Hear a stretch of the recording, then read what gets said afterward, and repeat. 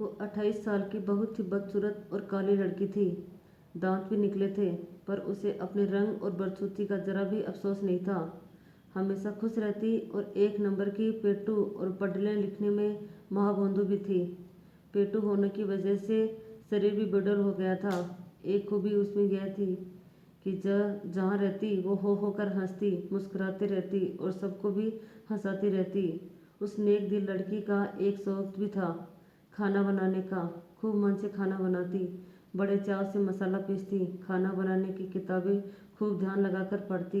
TV radio पे भी पाक कला के प्रोग्राम को बड़े मनोयोग से देखती सुनती। उसे कोई भी खाना बनाना होता तो बड़े प्रेम से बनाती। आटा गूंथती, बड़े प्यार से गीत गुनगुनाते हुए कम आंच पे पूरियाँ तलती। सब्जी, चटनी, खीर हो या मटर पनीर, सब कुछ लाजवाब बनाती। जो भी उसके खाने को टेस्ट करता, बिना तारीफ किए न रहता। उसने पाक कला में अद्भुत और असाधारण प्रतिभा हासिल कर ली थी, पर वह मनहूस थी। उसके काले रंग और बदसूरत होने से कोई उससे प्यार न करता, पर माँ उसे बहुत प्यार करती थी। आज तक माँ ने उसे डांटा तक नहीं था और वह भी माँ से बहुत प्यार करती थी। हर बार की तरह आज सुबह भी उसकी शादी के लिए जो लोग आए थे, उन सबों ने खाने की बहुत तारीफ की, लेकिन लड़की को देखकर नाक मुँह सिकोड़ कर चले गए। वह लड़की भी तैयार होकर किसी को बिना कुछ बताए कहीं चली गई। शाम में जब वो लौटी तो घर का माहौल बहुत गर्म था। पिताजी माँ से बहुत गुस्सा थे, बोल रहे थे, पता नहीं कौन से पाप के बदले ये मनहूस लड़की मिली। पिता से प्रायः यह सब सुनती उसे उसका कोई असर न पड़ होता था। वह बहुत खुश खुश माँ को कुछ बताने गई और कहा कि बड़ी भूख लगी है, कुछ खाने को दो पहले। उसके हाथों में एक सर्टिफिकेट और एक चेक भी था, पर माँ भी आज बहुत गुस्से में थी, सब्जी काट रही थी। उसके तरफ देखे बिना ही बोली कि तू सचमुच मनहूस है, काश पैदा होते ही मर जाती तो आज ये दिन न देखना पड़ता। 50 रिश्ते आए, किसी ने तुझे पसंद न किया।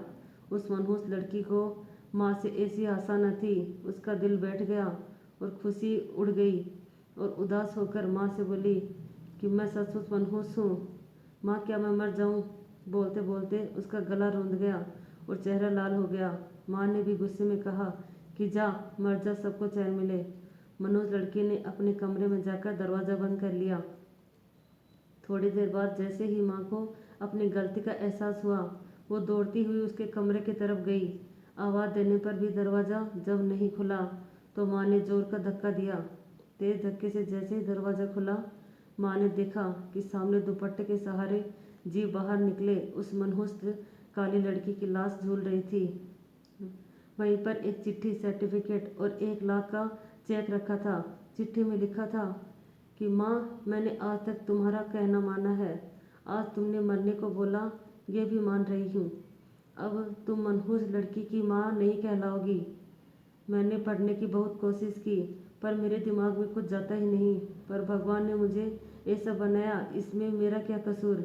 मुझे सबने काली, मनहूस, भोंदू सब कहा, मुझे बुरा न लगा, पर तुम्हारे मुँह से सुनकर मुझे बहुत बुरा लगा, मेरी प्यारी माँ। और हाँ, आज नेशनल लेवल के खाना बनाने वाली प्रतियोगिता में मुझे फर्स्ट प्राइज और 1 लाख रुपए का चेक मिला और साथ में 5 स्टार होटल में मास्टर शेफ की नौकरी भी।